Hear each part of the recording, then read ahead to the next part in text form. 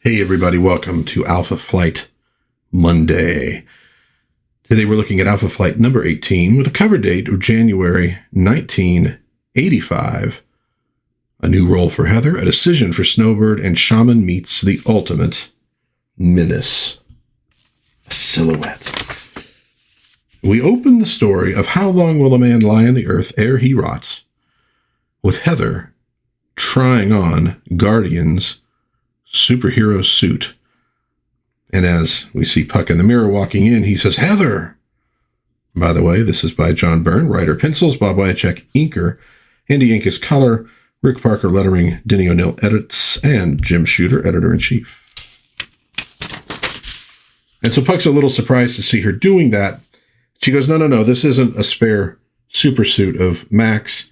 This is what he wore on the outside of that battle suit. And you notice that Puck has McDonald's, which in 85 wasn't so bad. And so the two of them sit down and they're talking about what steps they're going to take moving forward, because they have decided last issue that Heather is going to assume leadership of Alpha Flight to keep the team alive. It's not something she really wants to do in some ways. She feels unsure of herself. She's not a superhero, but she wants to keep that dream alive. And so she decides she needs to start making some calls and getting people back together. And the first one she makes is to North Star. He's the closest to where they are. They're in Toronto. He's in Quebec. Calls his very nice looking house, and it's answered by a guy who gives the phone over to him. "Hello, Jean-Paul. I hope you'll forgive my high school French, but I have something of the utmost importance to discuss with you." "What's that?" "You're trying to regroup Alpha Flight. Why do you think that would be of even the slightest interest to me, Mrs. Hudson? Since my sister Aurora has chosen to terminate our partnership, I have no further motivation for continuing my association with Alpha. Good day, Mrs. Hudson." And startlingly, North Star's being a jerk. Hey, he sticks to character. And she is not real happy about that. And Puck's like, who needs him? He's a jerk. We still got Aurora, and that's all we need. Next, she makes a call to the office of Dr. Michael Tu Youngman, who is, in fact, Shaman, and talks to his receptionist. And she says, "No, man, he hasn't been here for a while." Woman came in, young woman, wanted to see him. I said he was busy. She waltzed right in and said she wanted to see someone called Shaman. Well, they're stunned at that. Whoa. Somebody knew he was Shaman and wanted to see him. So what's up with that? Well, we're going to find out what's up with that as Shaman visits this archaeological dig. Now, in X-Men number 120, 121, Alpha Flight had a battle with them there. And this will be somewhat important. So he looks at this skull. There's a RCMP guy with him. There's his daughter, who does not like her daddy. Very angry at him because of the death of her mother, a death he couldn't prevent, and not necessarily his fault that he couldn't prevent it. At any rate, he says, "What Mr. Youngman has unearthed here is clearly a focus of great anger, perhaps great evil. With the initial outburst of energies now dissipated, it is impossible to tell which. But the inescapable fact remains that some supernatural force was unleashed when the skull was uncovered. I will need more time before I can answer that question. In other words, the question is, why is she the only person who saw this outburst? There are 50 other people there. None of them saw it. None of them noticed. Well, I'll need more time to answer that." But he says, "Seal this area off from the public." This is going to be part of the beginning of a big storyline for Alpha Flight. And so there's more words between father and daughter. "Be careful of your new acceptance, my daughter. The forces locked in this ground reached out through you, and no other. I doubt that anyone else could even have acted as a bridge, as you did." Hey, now wait a minute. Are you saying that this spook being let loose is my fault, that I caused it? Not caused it, certainly. The cause lies hidden in antiquity, and revealing it will be part of the problem. I we must now face. But undoubtedly, it was something within you which served as the trigger, but also something else. There is a piece yet missing from the puzzle. Well, maybe we're going to find the piece here with this old guy named Mr. Stang. He's a crotchety old man telling his nurse he doesn't want to take his medicine. Just go away. His great-granddaughter appears. Very attractive girl. And she's, why won't you take care of yourself, great-grandfather, so you could live longer. I don't want to live any longer. He's 117 years old, this fella. Do you think this is going to have anything to do with the story that we're reading? Maybe. And she's, doesn't know why, because he's like, why do you even want to be around me? I've destroyed everybody who's ever loved me. And she doesn't know. Some compulsion. But he says, okay, for your sake, I'll, try to stay alive. Secret Wars. So she goes to the kitchen to make some scrambled eggs. And, to quote Ghostbusters, eggs don't normally behave that way. Maybe that's probably not, that's probably not the quote. But you remember the eggs that kind of popped out and were frying on the counter. So, oh my God. And by the way, this lovely panel, really nicely done. I like these two with the eggs moving out of the pan. So something's going on in this house, something supernatural, something evil. Well, let's find out.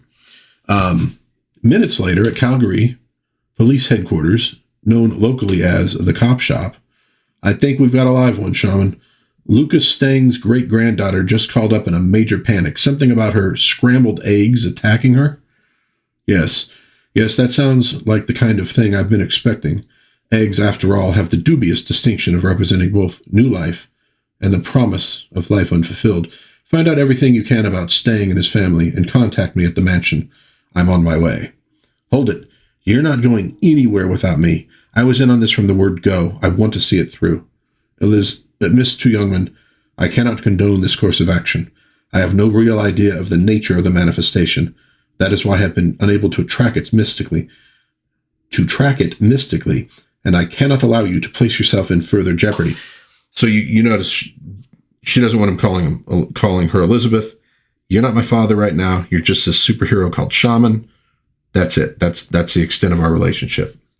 But she insists, and so a little teleportation later, and we saw this teleportation done in issue 12 when he moved all of Alpha Flight to New York for the battle with Omega Flight, and it was a great sequence. It's done a little quicker here, but that was a real nice one. But before we see what's happened there, we're going to check in on Snowbird and the man that loves her. And so while he's sitting on this rock looking out at the world, where can she be? This white rabbit would be an Arctic hare, probably, comes up behind and then takes the form of Snowbird. Greetings, Douglas. Have you been waiting long? Snowbird. I don't know what I mean. You said you have news for me today, something about us? Yes. I have considered long your recent declaration of love for me, dear friend. I fear I cannot return that love, but I wish I could. But I have not the means. What are you talking about? You're a woman. I'm a man. If you love me as much as I love you, we don't need to know any more than that. And as for the means, Douglas, please. We've got the same means men and women have had for a million years. Douglas, no, he kisses her, and great posing, and so something's wrong. Oh, Douglas, not what you do. I do love you. I cannot deny it now, but I am not what I seem, sweet Douglas. As I may wear the shape of any Arctic creature at my will, so too is this form a construct, an imaginary shape. Look upon my true face, Douglas Thompson. Look upon the true face of Narya, daughter of Nelvan. I thought it was Nirvana, granddaughter of Hodiak, and speak to me then of love. Let's get a slightly closer up if I can do it without it getting all blurry. Whoa. Girl, you changed.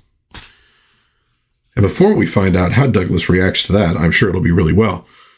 Shaman and his daughter, Elizabeth, show up at this mansion, and he sees this portal. Yes, the spirit energies are still present, still enraged. I fear there is only one way to deal with an unknown like this. I must confront the entity directly. And so, boom, this giant amorphous monster essentially made of scrambled eggs. My scrambled eggs. Once upon a time, maybe, but not anymore. Look out. Interesting, isn't that Elizabeth does not freak out. And so Shaman goes into action. Shaman's, he's really kind of right up there with Doctor Strange in terms of his mystical powers. He's fighting this spell, using a spell to fight back. And he can, the result should be quite explosive. Boo! There's this giant explosion out of this house of mystical energies and probably scrambled eggs. Oh, maybe not, though, because look, everything's clean. What on earth was that? It looked like the whole world was blowing up, but I didn't feel anything. A discharge of pan-dimensional energies. Colorful, but harmless. Sorry I had no time to warn you both what to expect, but I think Miss Strang... Oh, and that's something they pointed out. Here he says straying. Usually it's staying. I think staying is really correct. I think this was a misprint. So, Miss Stang, you will now find this part of the manifestation has ended. The kitchen, it's as if nothing ever happened here. In point of fact, nothing did, at least nothing of a permanent nature. I confess to being a trifle puzzled by this. Whatever force or intellect was manipulating the scrambled eggs, it was using up its energies at a phenomenal rate, almost as if this was simply a diversion. You mean the real purpose was somewhere else? Somewhere else? Great-grandfather, what? You mean there is another person in this house? Why didn't you tell me? Take me to him immediately. I've never seen my father like this, so forceful, so fearless, so utterly in control. When he failed to save my mother's life, as he had promised he would, I thought him worthless and weak, and I have hated him ever since. Told in detail in Alpha number 5. You can go look at my video on Alpha number 5 to find out more. So she's maybe having some second thoughts now about her father, which, frankly, she always should have. She was, she was a kid back then, but she's grown up a little bit. She should know better. So they rush up to see her father, and there's this brilliant light. And Elizabeth says, holy. No, Elizabeth, not holy. Not holy at all. Great-grandfather, do not interfere, Emily. I warned you no good would come of our relationship. But the world might be ending, but you can join the NFL Super Pro Club today. So at least you got that going for you. And all my life, I have worked to seal myself off from the rest of humanity, guarding against the day, this day I have anticipated for so long. 100 years, Emily. That's how long I've waited for this moment, waited for it, feared it. And now it is here. The ancient evils are coming home to roost. And as foretold, they will strike at me through the ones I love. They will strike at me through you, Emily. I cannot allow that. I will die soon. But it will be at a time and in a manner of my choosing, not his. So you, dear great-granddaughter, must go ahead, go before me. Hear me, Lucas Stang. I am Shaman, medicine chief of the Sarsi. I know not what powers you summon forth this day, but I swear I shall find a way to counter them. Then you must also die, Shaman, and spill the blood of an innocent also, as foretold. Father, are you Emily? Whoa, girl, you changed too. So Emily has become sort of this demonic thing. Death, death, death. Feel my power, human, and perish. And she strikes at Elizabeth and looks like she's just draining her life. The pain, it's almost turning me inside out, and yet I'm not dying. I'm fighting it, resisting it, growing stronger. Whoa. Oh, that's a great 80s look. I'm sorry. Its power is flowing across me like water from a garden hose, and I feel, sorry, am I getting a little blurry there? And I feel as though I can hold it and shape it, return it. And so she's striking her with all this power. She's absorbing it, and she sends it right back at her. And on the other side of the room, Shaman sees this. Elizabeth, she's glowing, shining like a newborn star. Her potential mystic talents have been unleashed. but they are not like mine. Mine came through years of learning, training. Hers are somehow instinctive, almost at the level of a genetic mutation. But she is unskilled in their use. The girl, Emily, has been possessed by Rannoch, the great devourer. Elizabeth's counterattack is powerful enough to drive him out, possibly even destroy him. But it will destroy the host as well. I must intervene. So he wants to intervene so she does not end up killing this girl, because she cannot control these mystical powers she now has. And so he waits as the rampant power bristles and cracks across the room. Reality bends, warps, twists, screaming like a living thing stretched upon the rack.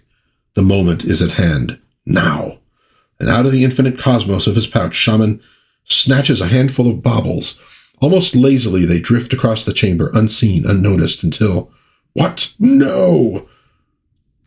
Man, that's a great piece. But look, that's a great piece, too. So dynamic, so good. And just for a single wrenching moment, the universe itself seems to blink out of existence, like a soap bubble suddenly impaled on a thorn. Soda bubbles don't usually get impaled on thorns, if we're completely honest. So the house darn near looks destroyed. She's still alive. Lucas Stang is still alive, although very nearly catatonic. Incredible. We have won a great victory here this day, daughter. Wait a minute, you mean that's it? It's all over? The monsters, the weird powers, all finished and done with, just like that? This part of it is over, yes. Rannoch has been defeated. But this business is not done. We do not know how or why the devourer was raised, or why he struck at Lucas Stang. The answer still lies in that skill you unearthed. Of that I am sure. But to unlock its secret will require a most dangerous enterprise. And you, my daughter, with your fledgling powers barely tested, will find yourself at the black heart of that evil. For we now must break through the barrier of time itself and make a pilgrimage 100 years into the past. Whoa. So again, like I said, big storyline for Alpha Flight moving forward. We're gonna run into Rannoch the Destroyer. We're gonna run into the Great Beasts, which we saw in, I believe, first issue. You know, we talk about Omega Flight being like the arch villains of Alpha Flight. You could actually make the argument that the Great Beasts are really the arch enemies of Alpha Flight, and they will have a massive impact on the team moving forward. Next issue, Heather and Puck arrive just in time for the fun. Join them with Shaman and Snowbird for the dazzling debut of Talisman in Turn Again, Time in Thy Flight. Bigger and bigger changes are in store for Alpha Flight, and you won't want to miss a single one, starting in 30 days. All right. And we get Iron Man in an Iron Santa suit. This is a December issue. Montezuma's Revenge. Gonna assume that's not a video game about, well, you know. Anyways, so Alpha Flight number 18, we are indeed seeing some changes. We got Heather becoming team leader and trying to get the team back together. We got Snowbird going through some stuff. We have the origin of Talisman, the daughter of Shaman, and she's going to play a big role moving forward in Alpha Flight. And you remember last issue, new costume for Aurora as she breaks ties with her brother, who has refused to join Alpha Flight. So this all kind of stems from number 12, the death of Guardian, all the changes going through. And if there was any constant in Alpha Flight, it was change. Often dramatic, often not happy. Like I said, when I started this series, Byrne really put this team through the ringer, which is one of the reasons it's a great comic, and one of the reasons why a lot of people not always happy with it, because characters they loved went through changes they did not like. Totally get that. I felt the same way sometimes. But in terms of writing, quite good. Okay, so that's number 18. Any comments, please leave them in the comments. Any questions, anything you'd like to talk about in this issue, any predictions you have for the future, of Alpha Flight, let me know. I'd love to hear it. And if any questions, I'll try to answer them. If you enjoyed the video, please like, maybe think about subscribing and sharing with friends. And until next time, God bless everybody. Please be kind to one another. Have a little bit of fun, and I'll see you next time around in Dad's Den of Pop Culture. Bye-bye.